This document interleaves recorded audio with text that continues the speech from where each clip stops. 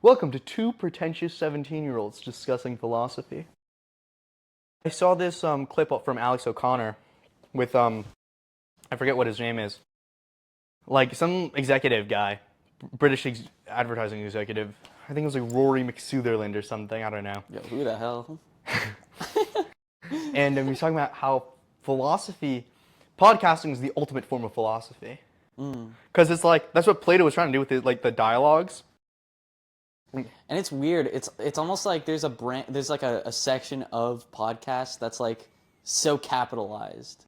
Like, that's so sad. Yeah, it's so like commercial. Like, have you ever seen those podcasts where they like, ugh, it's so bad, like the Alpha Male podcast? Yeah, like I hope I never sell out. If I sell out, you could feel free to like unsubscribe. Yeah. Foreshadow, I'm kidding. No. But yeah, so what we were talking about the thing in Shake Shack with the comment. Yeah, so what's his name? Michael Humer has a Substack that I subscribe to because I'm getting him on, I think, on tomorrow. And one of the posts was why Baby Shark is actually better. I think he was doing a little proof by contradiction, but I don't know if this is his actual take. It's very interesting philosophically. This idea that Baby Shark is better musically than Beethoven's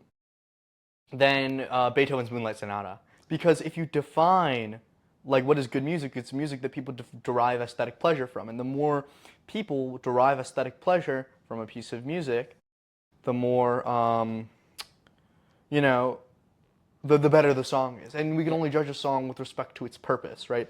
So you can't like judge and its audience, right? You can't judge Baby Shark by what an adult audience thinks, because that's not what the intended audience is. And so more people have derived aesthetic pleasure from Baby Shark than Moonlight Sonata. Yeah, and so my counter argument to that at Shake Shack was, do you think capitalism has any artistic value because it has aesthetic like pleasure? But like surely like the McDonald's logo, that is aesthetic pleasure. That's like what it's made to do. So capitalism does have aesthetic pleasure. So does that mean that it has artistic value? Because from that principle, then that means that anything with aesthetic pleasure has artistic value. So McDonald's has artistic value. Sure, the McDonald's logo. I'm sure, like if you look at like the production of the iPhone, like there's people, designed. There's people whose whole job is to design like the arrow when you like take off the sticker. I guess, but more so besides... And he's still more useful than the House of Representatives. Besides just like McDonald's in general, capitalism is that. So would he say capitalism has artistic value? Would he say capitalism has more artistic value than music? Well, if more people are deriving artistic value, aesthetic pleasure from the McDonald's logo than are from Beethoven's Moonlight Sonata, then I suppose there's an argument to be made there. But again, you kind of use it like a proof by contradiction, I think. I guess. I mean, I think if you're the type of person to think, Baby Shark has more value than Moonlight Sonata in terms of what it can bring artistically, then you're also the type of person to say capitalism brings more artistic value than anything. So, and I think. What do you even mean by capitalism? Like consumerist logos? Yeah. Like, just the idea of, consuming as much as possible, materialism, capitalism. But I feel like you're well, why do people buy things in capitalism? Because it makes them feel good. And they want them. Yeah, because it makes them feel good. Why do they want them? Because it makes them feel good. Does it, though? Like, no. Does it actually? Or it's when Todd... aesthetic pleasure that they think it might make them feel good. No, I think it's like Todd McGowan and Lacan. Todd McGowan was the first, like, kind of... I don't want to say famous, but like Todd McGowan, if you're watching this, you're so cool. I love your stuff. Yo, come on the podcast. He was already on the podcast. That's why I'm talking about him. But Todd... the podcast again. He has this book, Capitalism and Desire. And in it, he talks about how it is what we desire is desire itself. Mm-hmm. And what capitalism does is like, with Elon Musk, right? You look at him, he has $500 billion. Yeah. He's the most unhappy because he desires the most. But capitalism makes us want to desire a thing. Yeah, it's interesting. It's like a lose-lose for the rich and the poor. Yeah, I think that's my favorite critique of capitalism. It's the psychic one, that no matter who you are, you lose out in some way. For the poor, I mean, it's obvious for, Yeah. and there's this great quote by I think Bookchin, and it's the acid that the acid that corrodes all innovative thinking is the idea that the acid that corrodes all innovative thinking is the idea that what exists must necessarily exist. So like, why do we assume so quickly that the status quo is the best? I think we're kind of biased to the status quo. Yeah, I think, it's more, and it's also just about like conveniences.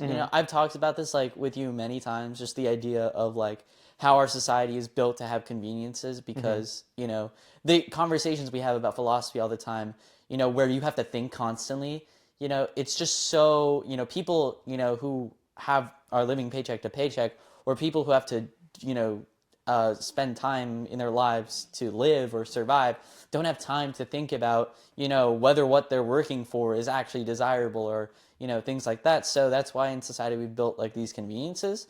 Maybe it's not that they I don't wouldn't have. say they're like a good thing, but I would say I would say a lot. That's kind of the thing with capitalism. I wouldn't say that they're good things. I would just say that they're the best thing in terms of the society we have. In terms of the function of our society, it is the most optimal way for it to be. And so the solution is not to fix anything in the function.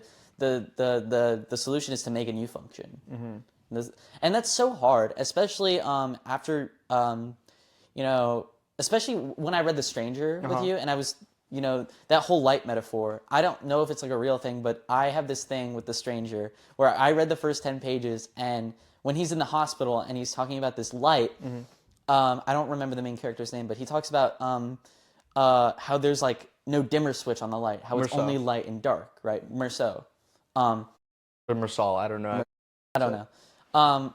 And I kind of interpreted that as like, so the way this guy sees the world is kind of how the world sees itself, for how humans see the world, kind of how there's no, even though in reality there isn't just dark and light, there's everything and nothing,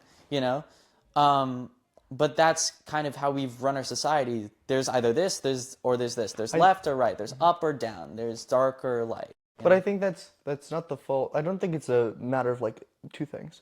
One, I don't think it's like they don't have enough time to think about it, so they don't. I think it's that nobody told them to think about it. That too. We don't really like teach people how to think. Boy, if people would start thinking. And also, like, it's just not like, and even if they could think about it, like, what, I don't think that we really have like a way. Like, what are they to do? Like. Yeah, there's literally nothing, because it's like the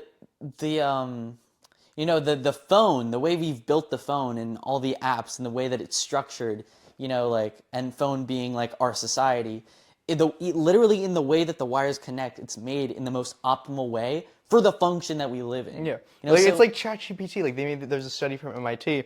We'd have to like make a new planet, Yeah, and like ChatGPT, for example. And I'm guilty of ChatGPT use. Me too, just a bit, but probably not as much as me. I was like addicted to that for a good while. And so, ChatGPT, there's a study from MIT where they show like when we cognitively offload stuff to chat, it makes us worse at certain cognitive tasks.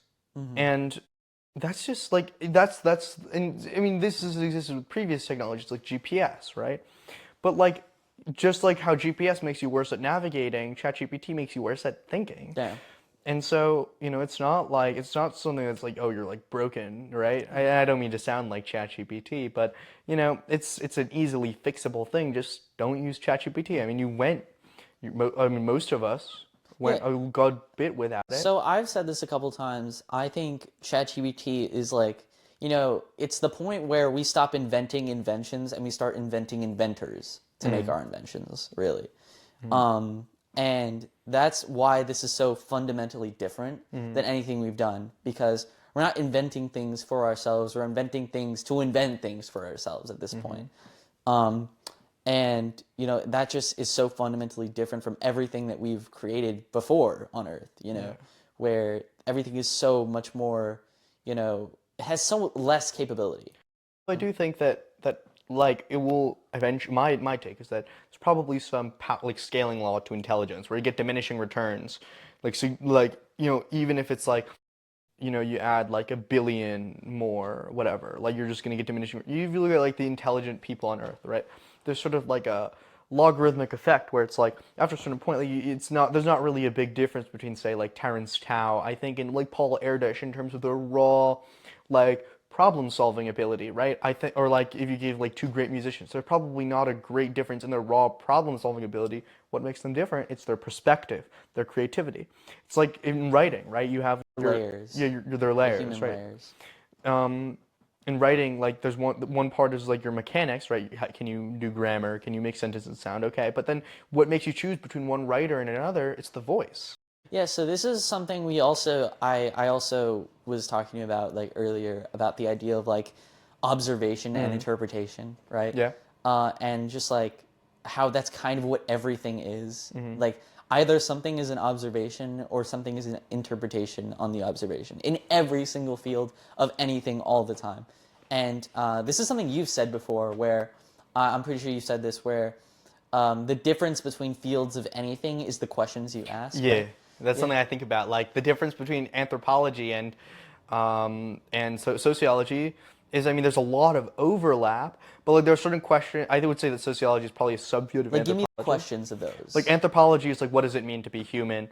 What types of things do humans do? Sociology is like, I think, like what types of things do human cultures do? Like and what about calculus?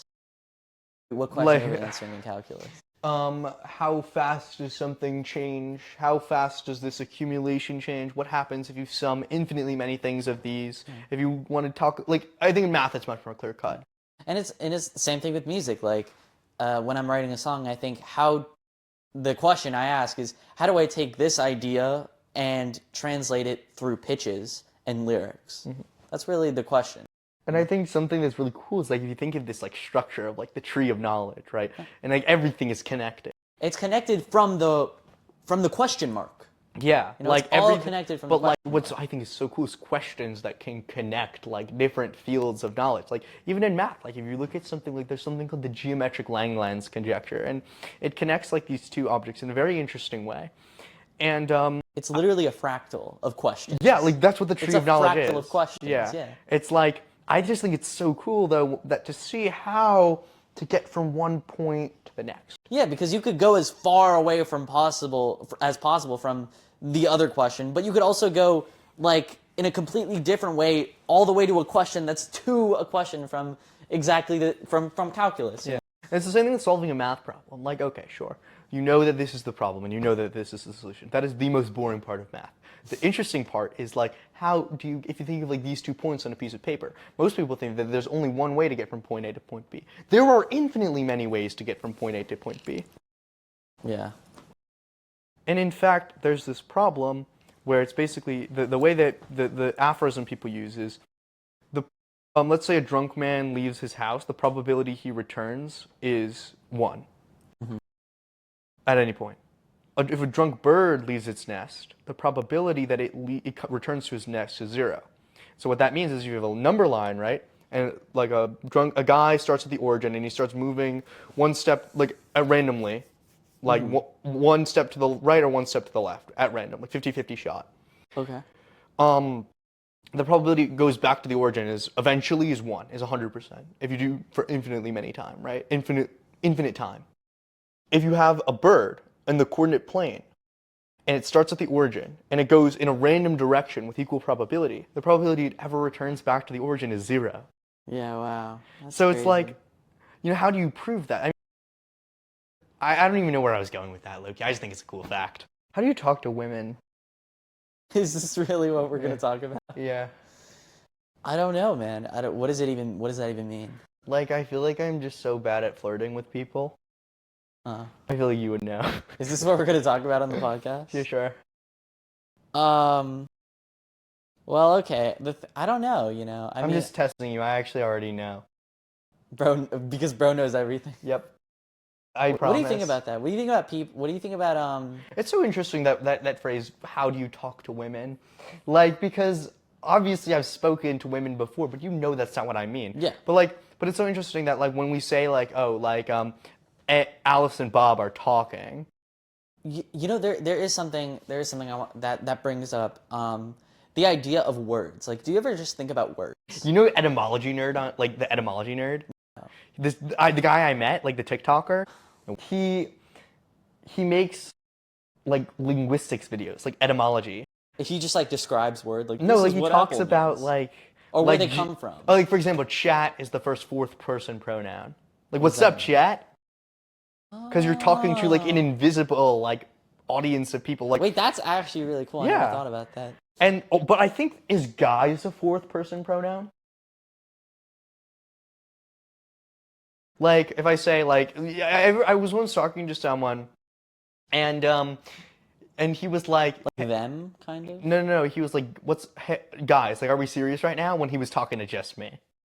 I thought that was pretty cool. Like, I was thinking about that. I was like, I was like, I'm just one guy. And he was like, But people do that all the time. Like, you ever see like people who like just kind of turn their head like, "Am I right?" am I right? Get a load of this guy. It's like breaking the fourth wall, kind of. Yeah, but like, But it's there is so no funny. fourth wall. Gen Z is so funny to me. Like, just the Yeah, concept. there's actually a really interesting philosophy behind 6-7.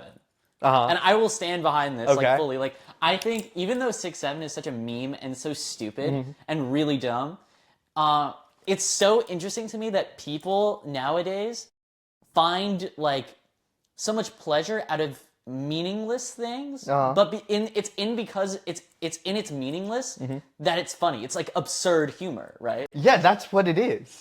And that's so fascinating. But It is. obviously no one cares or knows I about care. that. I talked to Todd McGowan about it. So if anyone who claims like 6-7 or skibbity toilet or all of this stuff, all these brain rot terms are stupid and they're dumb and they make no sense, then they don't understand philosophy. They don't make any sense. Yeah, and that's funny. Yeah, get a load of this guy.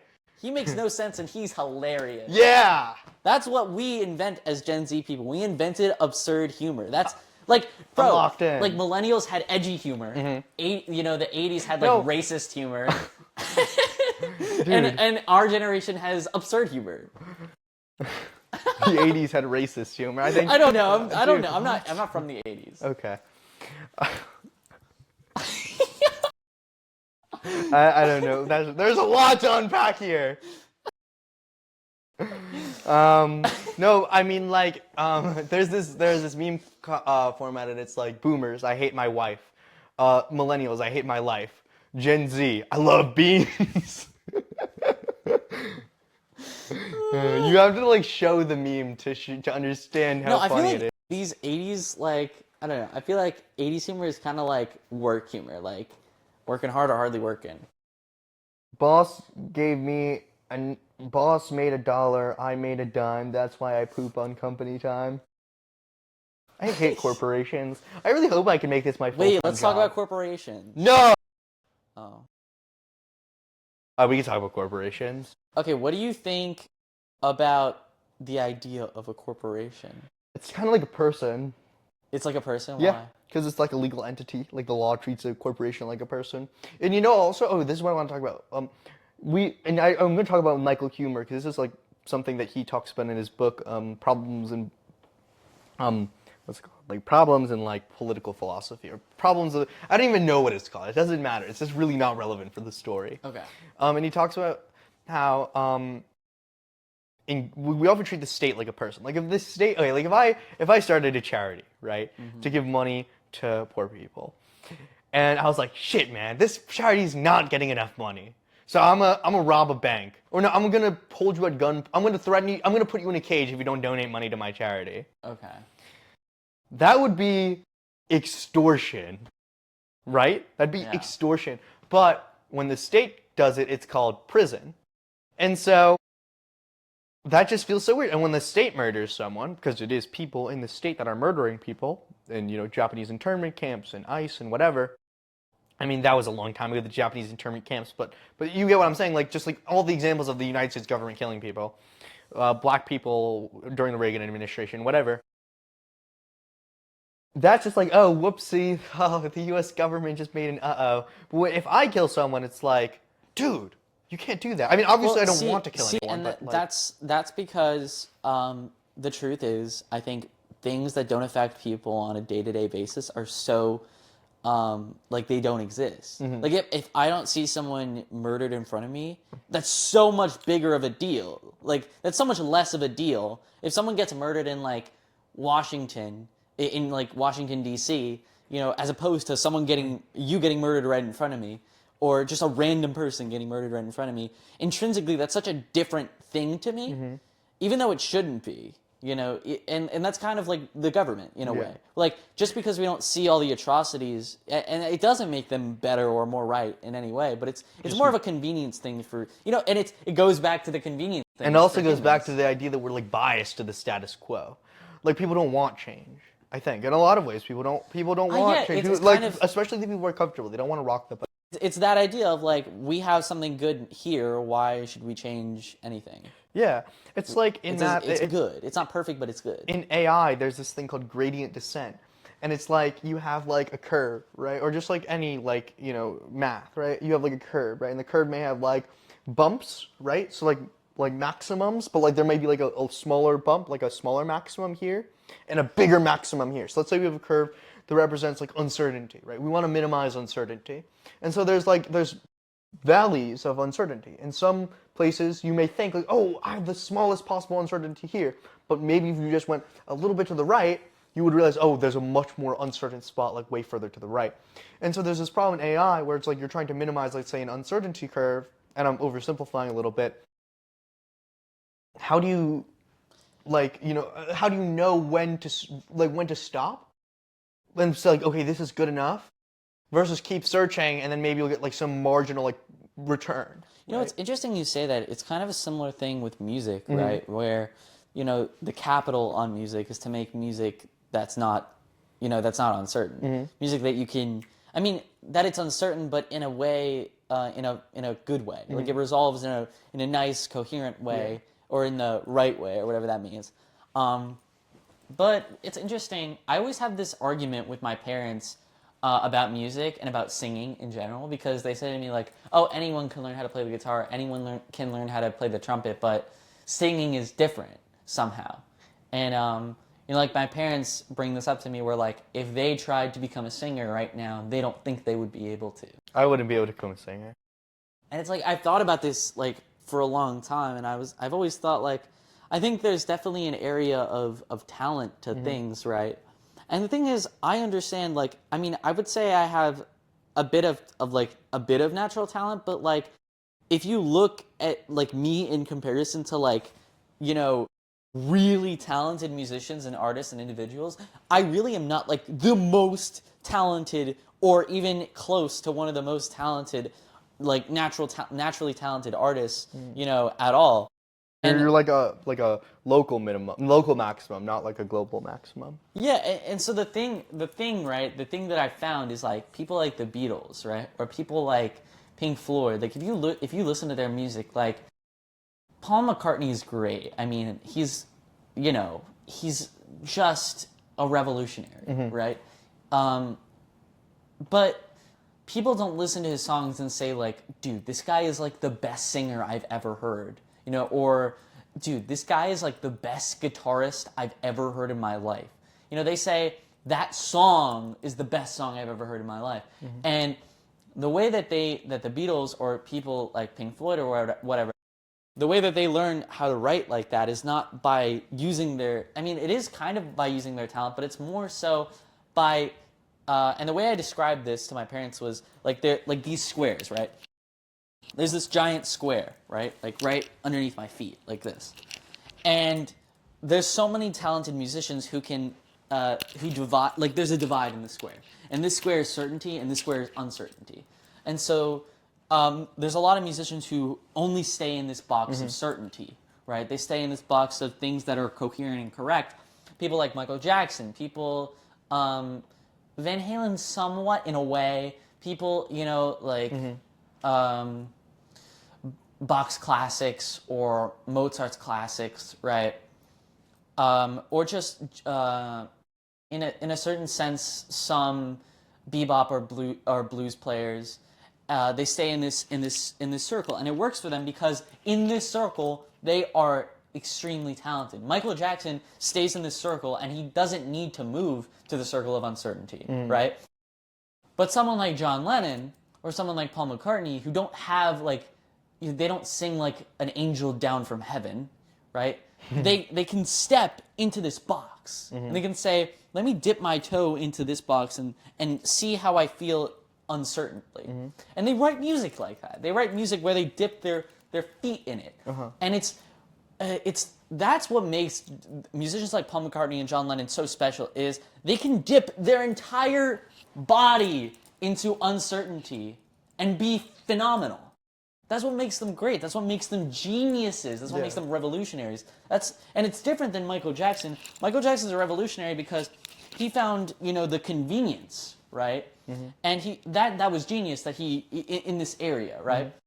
And that's what inspires me too. That's what inspires me about John Lennon more so than Paul McCartney, because Paul McCartney, he would dip his toes in a bunch, but John Lennon, by the time he was done with the Beatles, he was all the way over here. He was like almost breaking the side of the box. You know?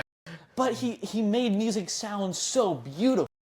And that's what I find so fascinating. And that's what I explained to my parents is like, I don't think I'm the most talented person, but what I find that I can do that is of so much more value than my raw talent is the fact that I can actually dip my foot in this area.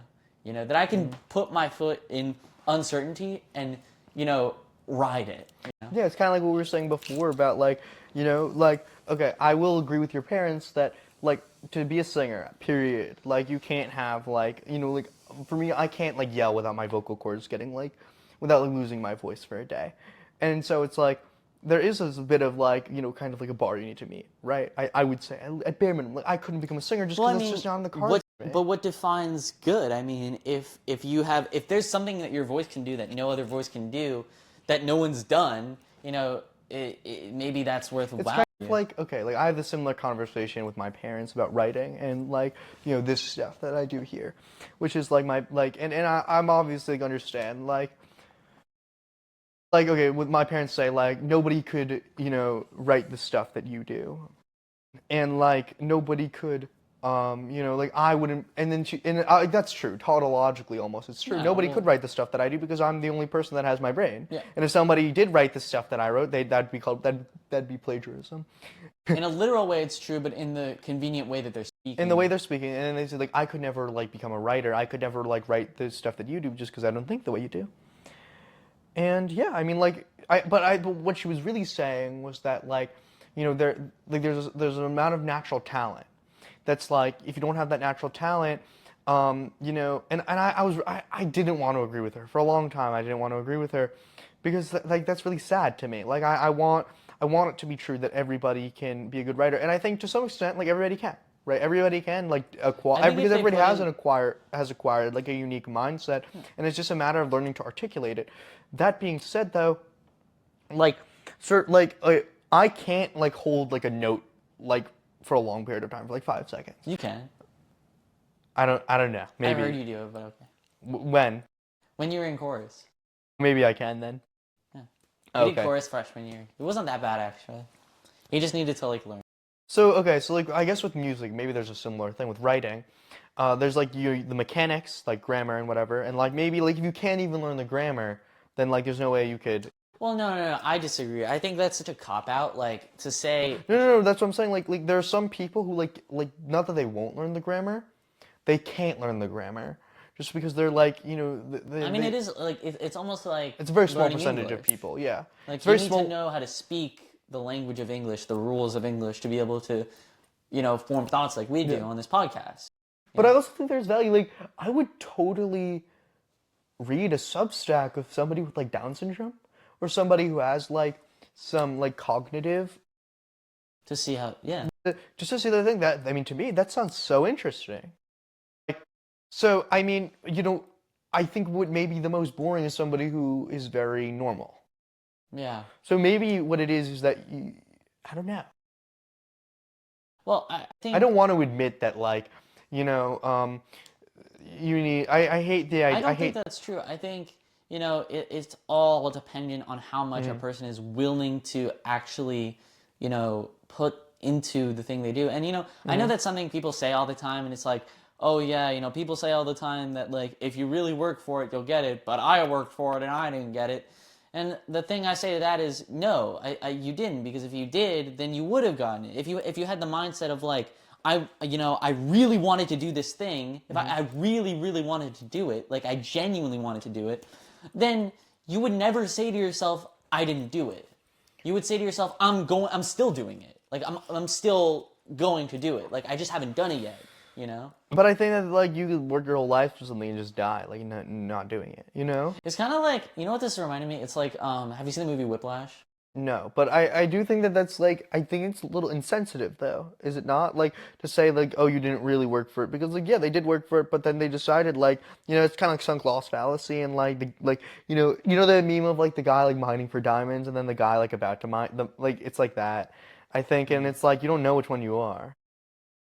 I mean, I don't know. I think, Like only like but the truth is, if you mined every single piece of dirt in Minecraft, eventually you're gonna find not if diamonds. there's like a million other players like mining for diamonds within a million block radius of Well, it spawn. wouldn't be. I don't think people like understand how much you could do with like so little. Mm. Like I feel like with the amount of knowledge I had with my first year, like about music, the fact that like in 7 months I was able to write like a 12-song cohesive piece of art, after from never writing anything before, like that's not like talent, because if it was talent. Or No, because maybe if it was, then okay. like it wouldn't have taken me 7 months. It would have taken me like no time at all, and I wouldn't really have had to work for it. But like surely if it takes you 7 months and it takes like it would take me like say, like 4 years, then with the same amount of time put in, then there just got to be, you know? I guess it's true. I mean, I did have musical experience before that, but it wasn't related to like writing. I'd never even thought about what it would be like. But like You suppose know, but like not everybody has that, right? And so it's like, for me, like I've like if I were to try to write an album right now, it would not take me 7 months. It would not take me a year. It would not take me 2 years. It would probably take me at least 2 years. I I don't think. know. I don't know anything about music. But I do know you 2 years think? is a lot Do you or a little. think? But do you think like if you say to yourself that it's gonna take 2 years, then it will take 2 years? To some extent. Like if you gave yourself a deadline, if you said If I'm I gonna gave have to write myself like this. 7 months to write an album, I could probably, and I really wanted to do it, I could probably do it. It just wouldn't be that good. Like when I'm writing, like sometimes like and most of the stuff I write I don't publish, but like sometimes like for fun, like I'll say like, okay, I'm gonna write something that's like exactly 500 words, and that stuff ends up being much better. So I don't know. I mean, we could see. Yeah. I don't know. I mean, and again, like, I don't know, like, I have no way to test if this is like a universal thing or if hard work I mean, there's no way you could test, anything. It's just kind of the system that's worked for me. Again, like, obviously I have some sort of like raw ability, but I don't, I think if I had just stayed using my raw ability, I don't think I'd be majoring in music. I think I would probably be doing something else completely different with my life, and it'd be a completely different, probably way more obnoxious person if I just kept coasting on my raw talent. Um, and because, that was stuff, I mean, that was stuff when I was a child where like I would just sing shit, and I didn't, I wasn't like, I wasn't even thinking about music or thinking about stuff like that. I had no idea of like notes or pitch or anything like that. For the first, probably like the last 5 years, 6 years of my musical life. I asked you this question, speaking of when you were a kid. I asked you a similar question, and I don't know if you remember your response. So I'm going to ask you again because I'm very curious. If you were to give yourself any piece of advice when you were in 8th grade, what would it be? I remember what I said last time. I said, I listen to Randy Rhoads. Do you stand by that? Yeah, I mean, yeah, but I could give you something else. If I were to give myself one thing as an 8th grader, I would say, I mean, more so. The thing is, I don't know though, because I think if I told myself to listen to Randy Rhoads, maybe it would like come at the wrong time. Yeah, that's the thing though. Like everybody does what they need to do to get to where they're going, which is like a tautology. Like, if I listened to like the Beatles as a 12-year-old, I'd be like, "Yo, this is great music," but I wouldn't be trying to analyze it because I wouldn't be trying to write stuff. The reason I started listening to the Beatles and Pink Floyd was because I was in a rut and I needed to listen to how people wrote music so I could write my own music. And I learned from them, But if I told myself to listen to the Beatles as an 8th grader, I'd be like, "This is cool, but this doesn't really help me in my life." I would say Like if I told myself when I was like 8, like go study like real analysis, like I mean maybe I'd be able to, like I'd be able to like learn the stuff if I really wanted to, but like I'd also and like if I'm giving you one piece of like maybe not 8, but like when I was 12, let's say, and I told my 12-year-old self like, I think I know. uh-huh. I wouldn't give myself any Okay. advice. I would keep everything that I did, even the mistakes, everything. I would keep it exactly the way it was, because if anything changed, I wouldn't be right here today. That's so tough. That's genuinely so tough. Like I think that that's so like admirable, and I agree. I agree because like you got to do what you got to do. Like everything you did in your life led up to this moment, and like it's like this, like Nietzsche had this idea of like eternal recurrence, which is you relive your life 100 times, 1,000 times, exactly as it is. You have to live your life as if that were the case. You need to reaffirm every action you take. And to reaffirm, like, I live my life over and over and over with the same exact actions. And with that in mind, are you going to affirm every single action you take? And that way, that's, I think, like, the litmus test I use for, like, when I'm trying to decide, you know? And that's what makes art so beautiful, is if you're watching some sort of show or anything like that where you see characters like Walter White or, villains, antagonists like that who ruin their lives, it's so interesting, because as a person who's happy with his place in the world right now, as someone who, went through a lot of struggle, went through a lot of good times, bad times, just like every human being, it's interesting, to watch someone, and that's the thing, when I watch shows like Breaking Bad, I always wonder to myself, what was the breaking point for Walter White? Mm-hmm. What was the point where Walter White does what you're talking about? What was it called? The philosophy? Eternal recurrence? Yeah. What was the point in eternal recurrence? Eternal recurrence, like, you have to affirm every... Yeah. What was the point in eternal recurrence? Out of all the points of his life after he relived them, what was the point? What was the thing that changed where if he didn't do that, if he didn't change that, he would be happy with his life, I also think there's okay. Or would he? Mm-hmm. Would he even change it? Is he happy with who he's become? I think this is like, I would much rather be breaking, like Walter White from Breaking Bad and ruin my life than like the average person in America. Because did he ruin his life really? Or did he become his true self? Maybe, but also like I just don't want to be an average. I just don't want to be an average American. I just feel like, and like this doesn't speak to like, this isn't like a moral thing. Like, oh, the average American is like a bad person. No, I think it's just like the average American has been put in horrible circumstances by the United States government and by this economic system and by like, like I'm very lucky and I'm grateful. You know what's interesting? How we were talking about how capitalism is going to lose for the poor and the rich. Do you think the middle had it the best? Sorry, repeat. How we said like capitalism is kind of a lose-lose for the rich and the poor in a way, but isn't it also interesting how like in that sense, do you think the middle actually has it the best? No. Or is it just a lose-lose-lose? I think it's just a lose-lose-lose. Because even the middle like aren't really like the middle, like the median person in America, I think is probably unhappy. I think very few people are happy. I asked my psychiatrist this, and obviously he's biased because he deals with unhappy people like all day. So this is probably a poor litmus test. Yeah. But I asked him, do you think most people are like satisfied, unsatisfied, or moderately like somewhere in the middle? And he said probably like closer to unsatisfied. And then he explained it. I mean, I agree. Like, I think like most people are like moderately unsatisfied. Every human is unsatisfied until they're dead, right? Because that's the whole point of life. Like me right now, like, I am happy with my position right now. Yeah, but I also want more. But I'm also like not like where I was like a couple years ago. But that's the thing is, time, this fourth dimension, right? That keeps moving forward, right? Yeah. And that's the thing with us, as humans is. We can't satisfy ourselves for long enough to, for it to sustain us in any way. Desire, right? Capitalism, right? That whole idea. Capitalism and Desire by Todd McGowan. Yeah, and that's the thing. Like, desire doesn't just apply to, the capitalistic idea of desire, but it also applies to just desires in general. Like, how happy things make you feel in the moment. And, it's one of those things, right, where, sorry, I'm trying to one of those things where people keep going until they're dead, right? The death drive. I think being unsatisfied is being a human being living in the world. That's just what it is in every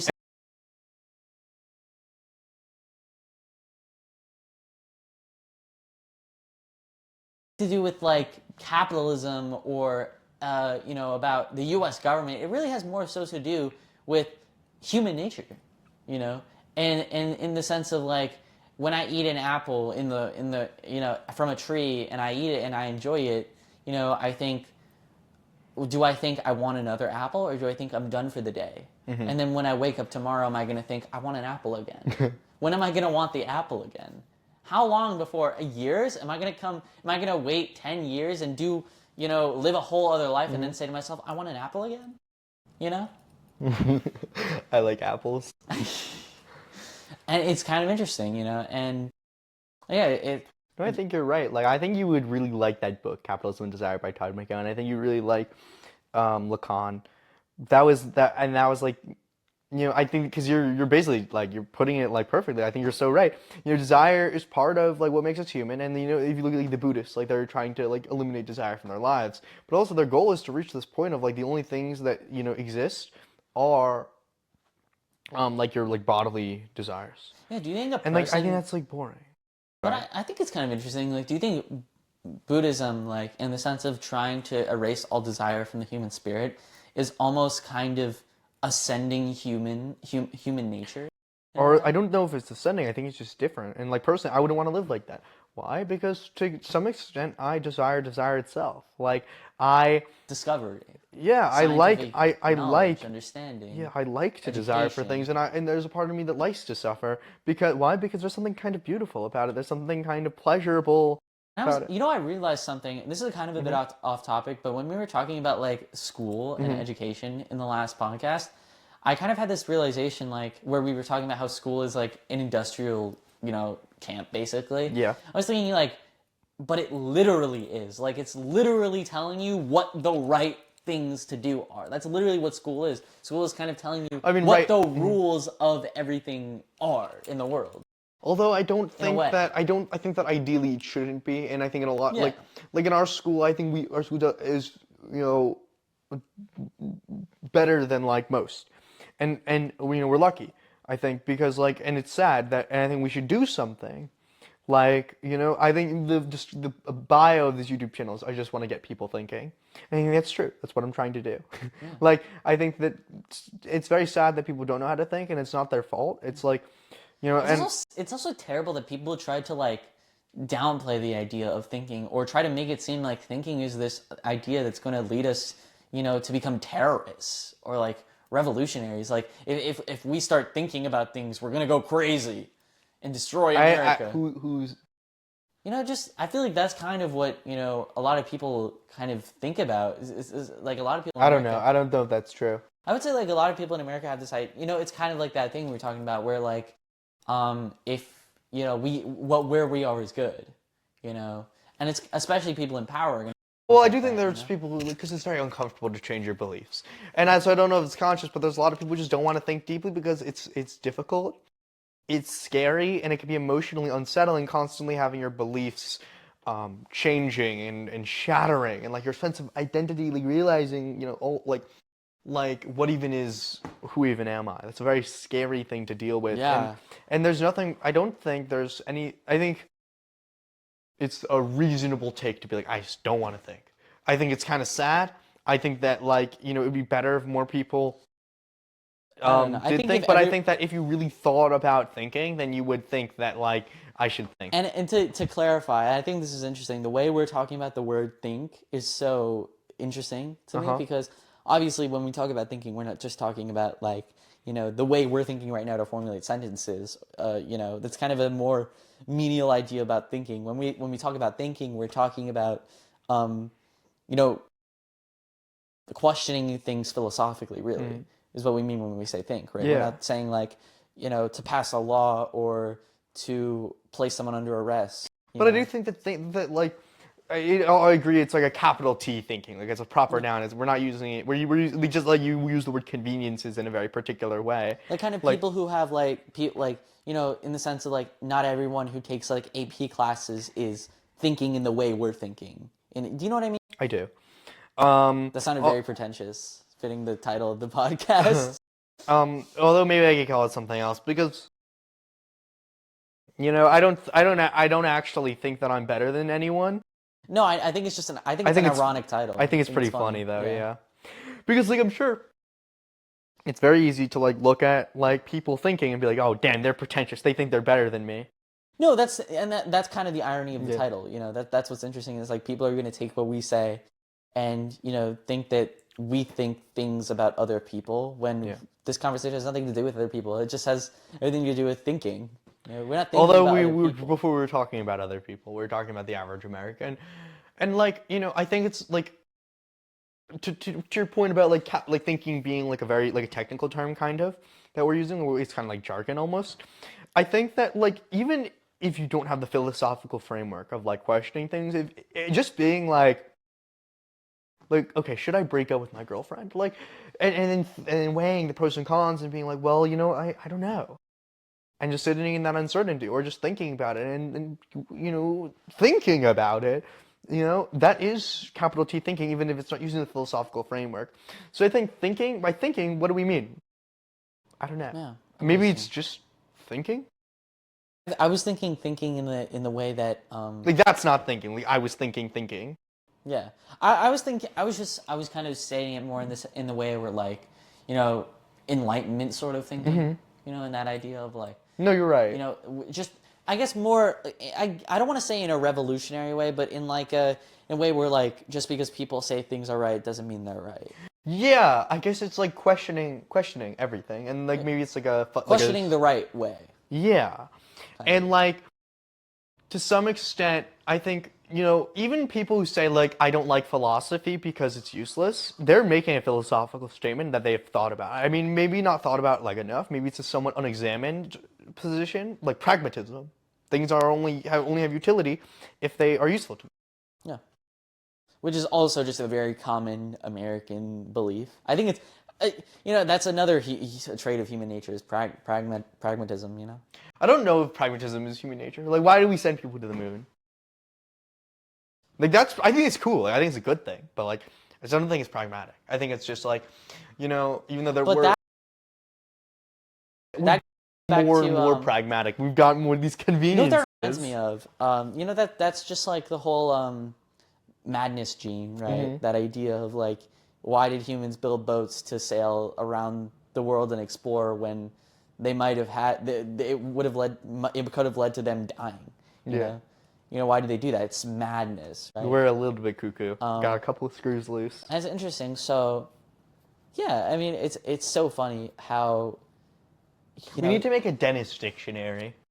Why? Like what do we have? I mean, the Dennis and Micah dictionary to some extent. We have destinational, convenience, and thinking. Yeah. I think that's it. What is destinational for, I guess, the viewers? So destinational is the idea, like, okay, if we have this ongoing joke where if I'm in a car or if Mike is in a car and we're in the passenger seat or if one of our other friends is in a car and we just one of us continually keeps saying, where are we going? What are we going to do?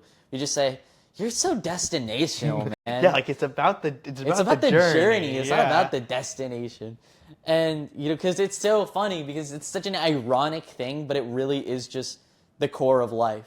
It's literally as much of a core of life as the idea of observation and interpretation, the journey and the destination. That's another one. Observation and interpretation.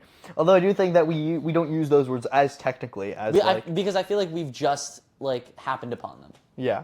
So we've also just happened upon destinations and conveniences and thinking. Well, but I think destinational has kind of been a thing for me since sophomore year of high school.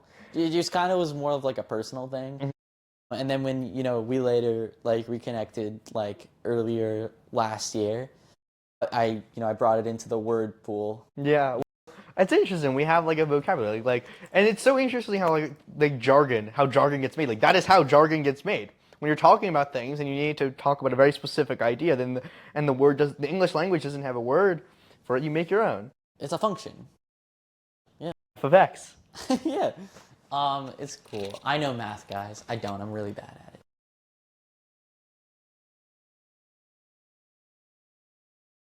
Oh yeah, no. And like, Yeah, no, of course. Yeah, I think. But the thing is, now that I've gotten more into music theory, I kind of find it slightly enjoyable. Like we're doing matrices now, matrices? and they're kind of like interesting because They're like, really interesting. It's kind of like a game. Yeah, I took a class on matrices, and they're way more interesting than you would think.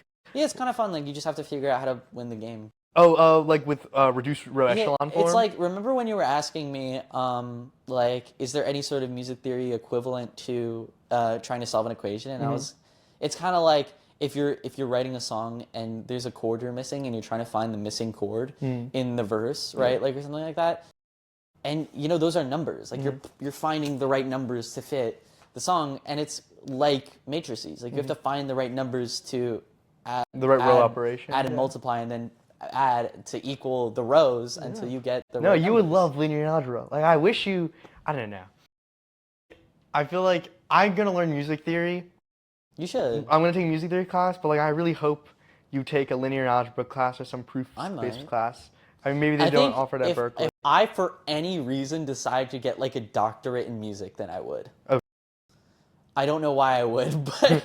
Well, I mean, it'd be cool to have a maybe PhD. I'd want to maybe be after like, you retire. Yeah, maybe I'd want to be like some college music professor. I don't know. Well, I don't. You know, that's the thing. Like, and that's so destinational, man. No, I feel like it's actually the opposite. Like, and to getting to another topic, like, how do we know where we're gonna be in like 10 years? Yeah, that's scary. Yeah. I hope I'm not homeless. I know you will be. You're literally gonna be a completely different person in 10 years. Did you hear what I said?